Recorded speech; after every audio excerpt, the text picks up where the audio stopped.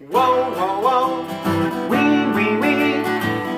and me and you, it's the Danny Karen Show. Danny Karen here. You know what's good? I mean, really good. It is really good. It's a really good idea that I had. So, a lot of my friends, have babies and have marriages and all that jazz, and some people are having going around number 2 of children. Some people are not. Some people are just starting to have children. Some people are not. I'm not having any children anytime soon. But as a fan of musicals, it got me thinking. It got me thinking that, you ready for this? Grease 2, the song reproduction. Make a video with that song, like the guy and the girl singing the last 30 seconds of reproduction of the song.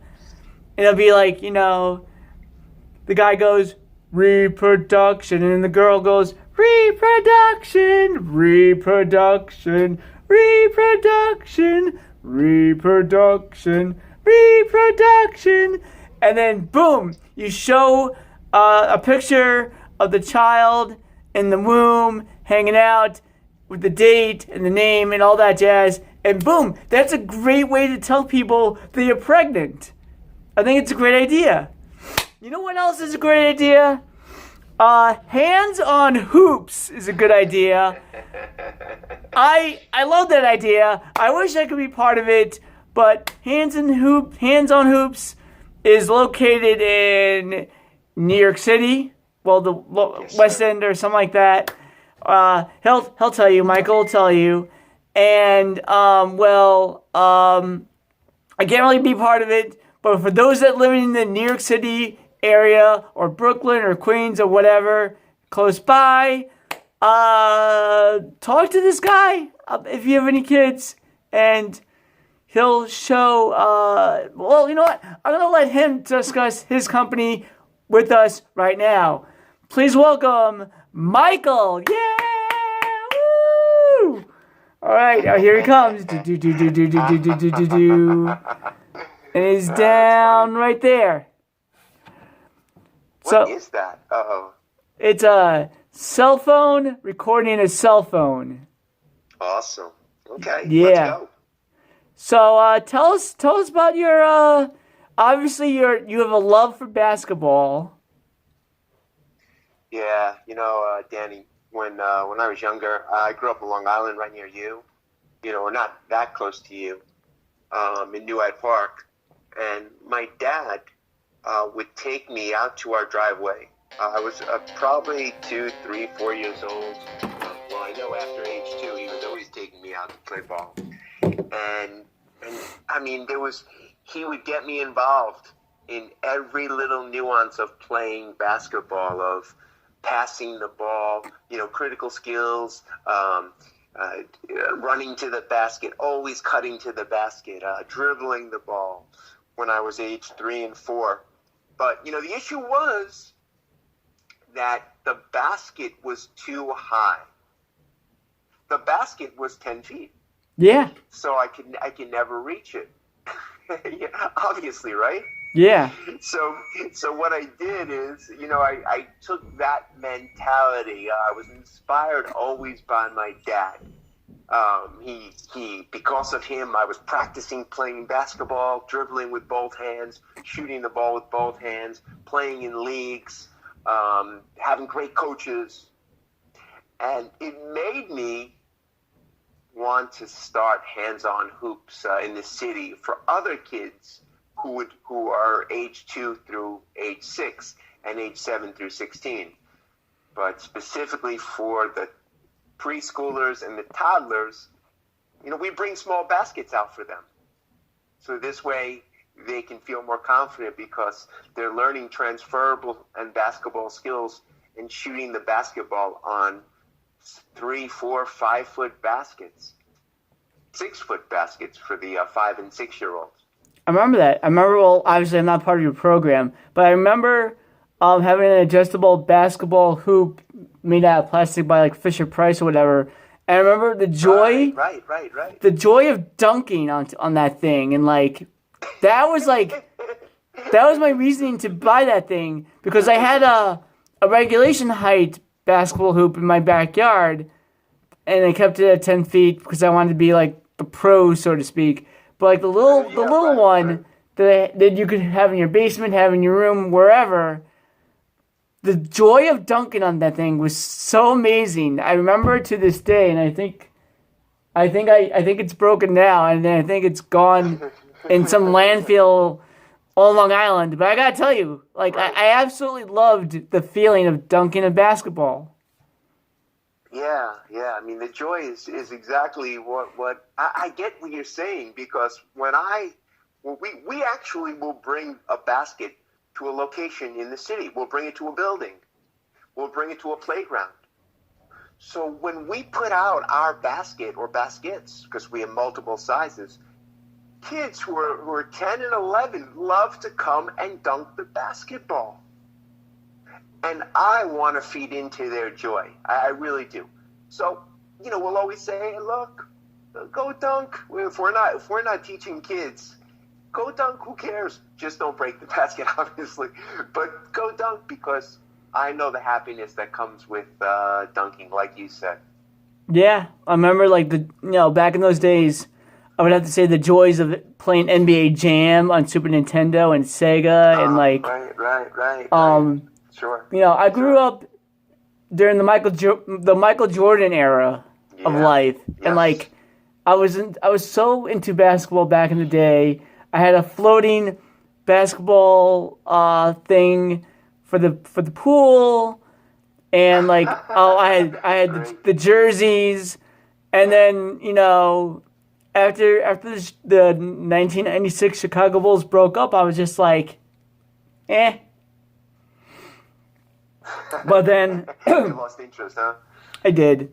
You know what? You know what it is? I'm also not really much of an athlete anyway. So it's just like, I guess I got into the fad and like the amazement of like, Michael Jordan flying through the air from the foul line to dunk it was pretty cool. And I got Kobe Bryant's NBA courtside in like 1999 or something like that. But like I feel like after the fad died, my love for basketball died, but like every so often it comes back. Like I work with people with special needs, right? Yeah, right. And like they had this place where you could actually shoot hoops at, those arcade style basketball games. Yes. They have like the cheap version of that, and then this other place has a basketball hoop in the parking lot that people used to play on. And I feel, they'll get back to it. And I always felt at home when somebody has a basketball hoop going on. And then my first thought was, is there a way I could shoot a few hoops during the course of this relationship or the course of this friendship, whatever the case is? Sneak a couple shots in?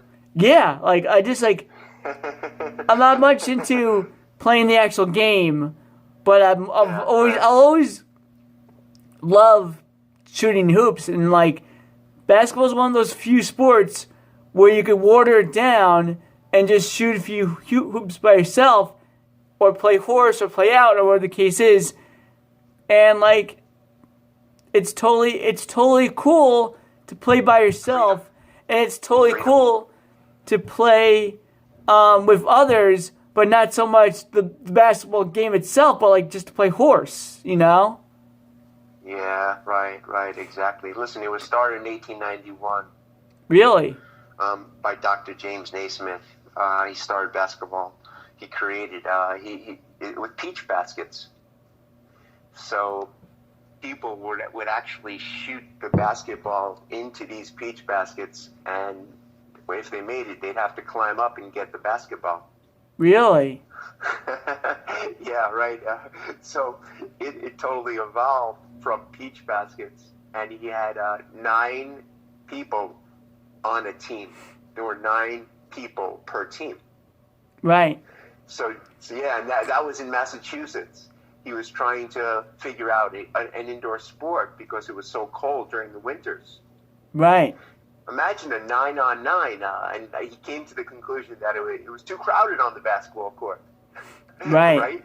Obviously. So then it just totally evolved and then became an Olympic sport in the 1900s. And Dr. James Naismith went to Kansas. He was their athletic director. But yeah, I hear you. It's freedom.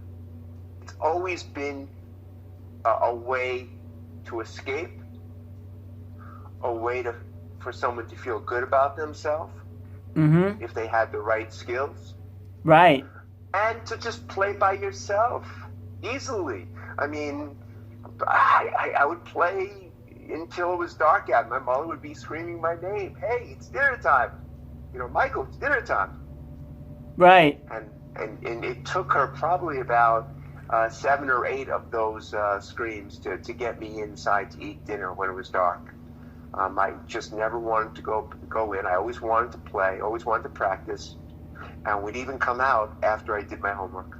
And it was dark out. Wow. And it was cold out. It was wintertime in the city. There was ice on our driveway. Wow.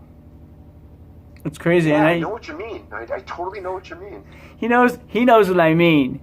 I would have to say, yes, sir. I would have to say, I heard like people played basketball in cages. Is this true? In cages? Yeah. Are you serious? Like I heard there was no out of bounds. It was just strictly cage, like a Hell in a Cell. Ball. Oh, I love that. Actually, that's a concept for the future. Cage ball. Yeah, I heard. The fight to the finish. I actually saw some pictures of basketball being played in cages. That's wild. You have to tell it. You have to send that to me. But yeah, I mean that's sort of like the rollerball. Yeah, kinda. Last man standing. But yeah, pretty cool. So for the parents out there, could you give us an example of how you construct a lesson, or maybe the typical first day or something like that? Sure. So just I'll get to that actually in a second. The reason why I actually got into this area of working with age 2 through 6, kids age 2 through 6, is because I have 2 kids, so I used to always be on the playground with them, and I would notice that there was nothing for kids to do except for climb on the handlebars or slide down the slide or jump around, and that's all good. That's a great thing. But the idea came, hey, why don't we allow these young kids to get the edge and play some basketball? Right. On adjustable baskets, and bring the baskets to them. Right. And oh, by the way, what about learning some transferable skills like being a great teammate? Or building up the positive attitude? Right. Sharing the basketball. Listening to instructors and applying what they're learning. And also core basketball skills, which are easy to learn on small baskets. So this way, as they grow, they can apply those same skills on the bigger baskets. Yes. And this is the whole philosophy of hands-on hoops, is to help the young child who might be having his first class.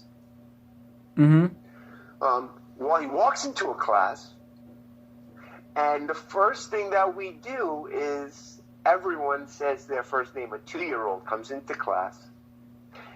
Everyone in the old world, let's say a month ago, when we're able to all touch, everyone high-fives each other and says their name. Right.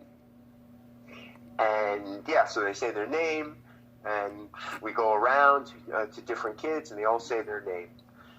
We also have magic words for the class, which every kid has to say in the very beginning, which are, I can do it.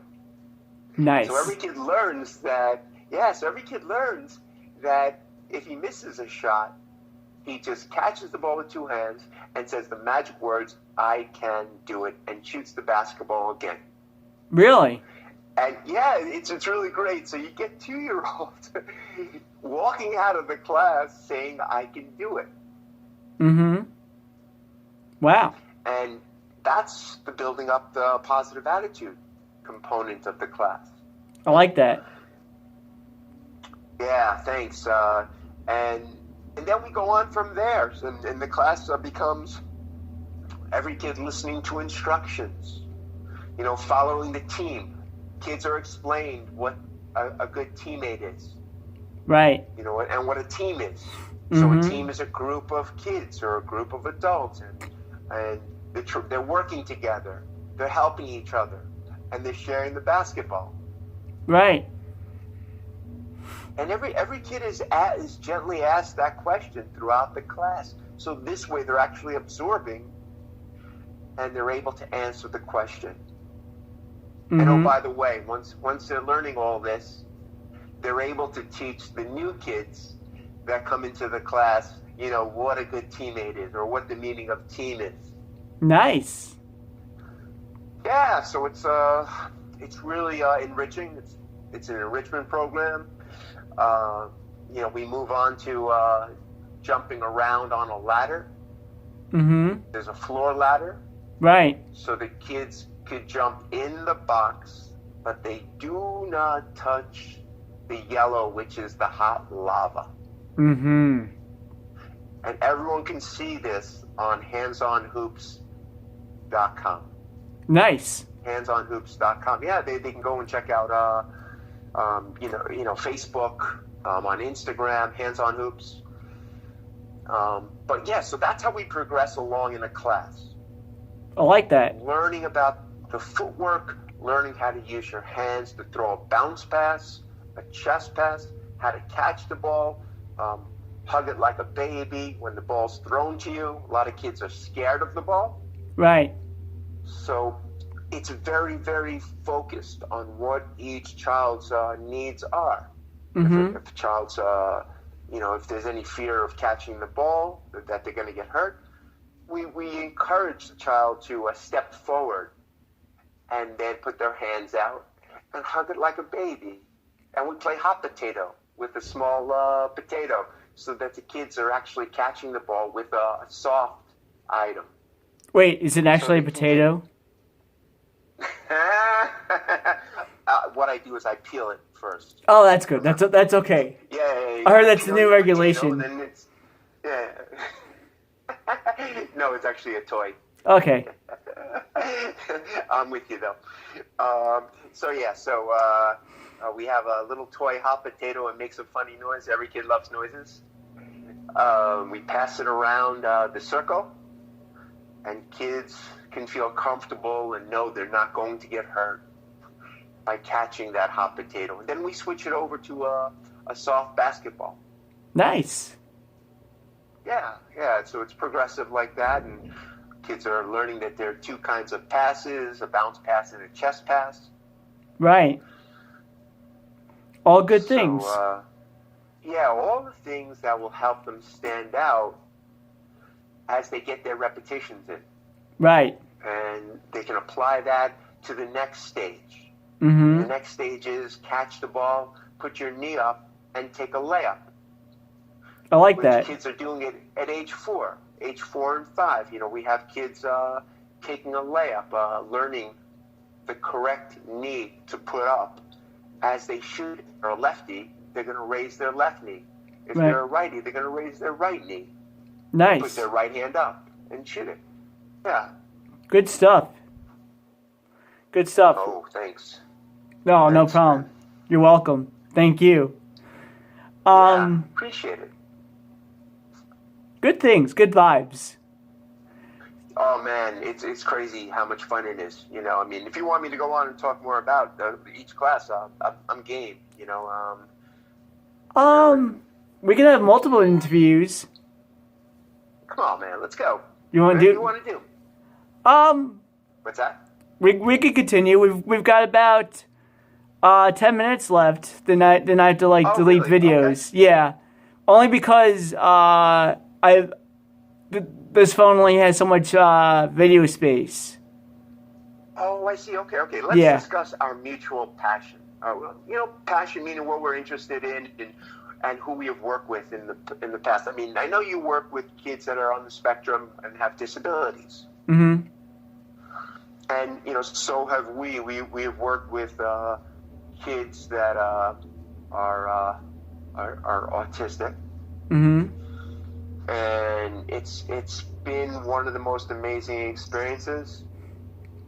Gotten great response from moms because the kids are learning at their own pace. Mm-hmm.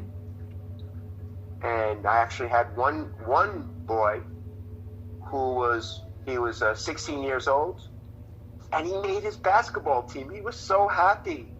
He was on the spectrum. He was functioning, and this kid could learn so well. He learned amazingly. Mm-hmm. Because we were trying to build up his positive attitude, and he learned, and he was able to apply what we had said. Mm-hmm. With boxing out. We taught him how to block out his opponent. And he ended up starting on his team, his high school team.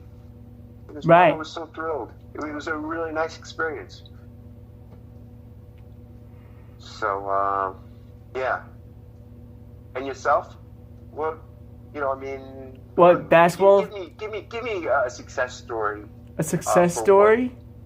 For what you have done with your life working with kids in need. I really can't think of anything right now. Okay. But in the future, we'll talk again. We'll have you on the show again, that's for sure. Sweet. Yeah. Awesome. And you can go more into detail about your other classes and different drills, different skills, stuff like that. Absolutely. We would love to have you again, that's for sure. Very good. I look forward to that, and I appreciate this. And you reached out to me after seeing me on, I guess, on Facebook. Yeah. That's how it all started. Nice. I also want to throw out that we have a program for the homeless. Wow. I wanted to make sure I at least got that in. Homeless helpers is what it's called, and we go around this city. We have people in cars and vans, and they go around the city and collect unwanted household goods. Right. And then there's someone who goes out on Tuesday nights and feeds and clothes the homeless. That's amazing. So it's really it's a great experience, and a lot of people are helped because of it. All right. So I'd like to thank you for coming on to the show today. Yes, sir. Yeah, Gladly definitely. appreciated. Great to meet you, and I want to get to know you a little bit better. So let's Sounds do good. that. All right. Awesome. This is Michael from Hands on Hoops. Hands on And I'm Hoops.com. Danny Karen, and we had a great time. So we're gonna go. We'll be back. Don't worry, it's all good. All right, Dan. Thanks so much. Thank you. See ya. Yes, sir.